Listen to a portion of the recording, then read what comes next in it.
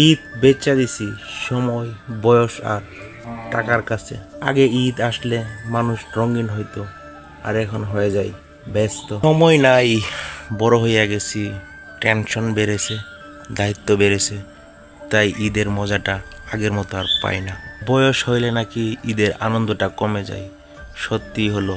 অথচ আমরা সেই আনন্দটাকে নিজেরাই বিক্রি করে দিই। একদিন যে মানুষটা নতুন জামার খুশিতে ঈদে পড়বে বলে ঘুমাইতে পারতো না, অথচ সেই মানুষটি আজ অফিসের ছুটির হিসাব করতে করতে ক্লান্ত হয়ে পড়ে থাকে।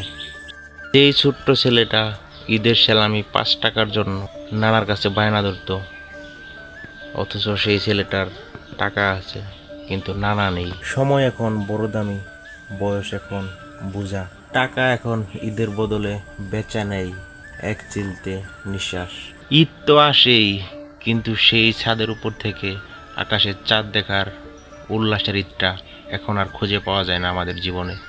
মার হাতের সেই সেমাইয়ের রান্নার গ্রামটি এখনো মনে পড়ে, কিন্তু এখন আর পেট ভরে সেমাই খাইলে সেই পেটটি এখনো খালি রয়ে থাকে।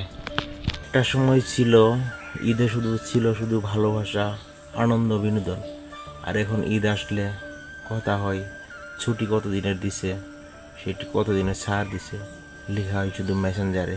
আসলে মানুষ এখন ঈদ করে না, ঈদকে ম্যানেজ করে নেই।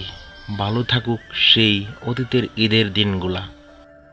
মানুষ টাকা কামাইতে কামাইতে ঈদের আনন্দটাকে যে কোথায় বিক্রি করে রেখে আসে সেটি কিন্তু কেউ জানে না। ভালো থাকুক সেই সব দিনগুলা, যেসব দিনগুলা সময় ঈদকে আমরা টাকার কাছে বেচা দেয় নাই, সেই সব দিনগুলা ভালো থাকুক।